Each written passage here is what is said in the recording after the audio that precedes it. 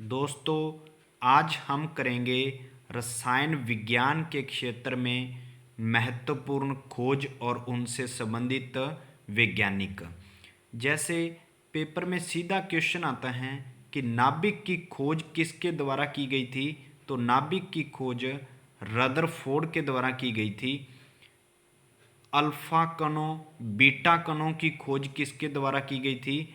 Rutherford के द्वारा की गई थी। परमाणु सिद्धांत के जनक बहु अनुपात का नियम, रासायनिक संयोजन नियम किसने दिया था? जॉन डाल्टन ने दिया था। परमाणु की खोज, परमाणु शब्द का प्रतिपादन किसने किया था? डेमोक्रिटस ने की थी परमाणु की खोज। फास्फोरस की खोज 1680 में किसके द्वारा की गई थी? रॉबर्ट बॉय के द्वारा की गई थी।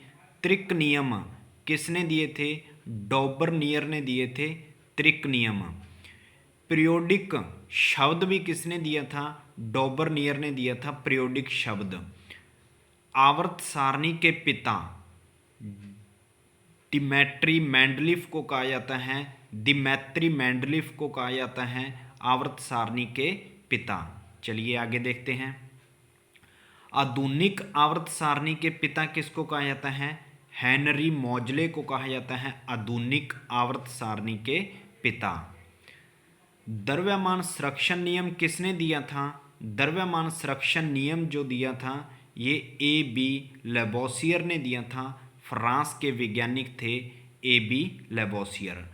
निश्चित अनुपात का नियम किसने दिया था? जोसेफ प्राउस्ट ने दिया था, जो कि फ्रेंच के वैज्ञानिक थे जोसेफ प्राउस्ट। निश्चित अनुपात का नियम दिया था। उत्प्रेरक की खोज किसने की थी? वर्जिलियस वैज्ञानिक ने उत्प्रेरक की खोज की थी। उत्प्रेरक जो होता है ये रासायनिक अभिक्रिया में उसकी दर को बढ़ा देता है या कम कर देता है। डायनामाइट की खोज किसने की थी? अल्फ्रेड नोबल ने की थी। और नाभिक की खोज किसने की थी? अर्नेस्ट रदरफोर्ड ने की थी। हीलियम की खोज किसने की थी? फ्रैंक लैंड व लॉकियर ने की थी।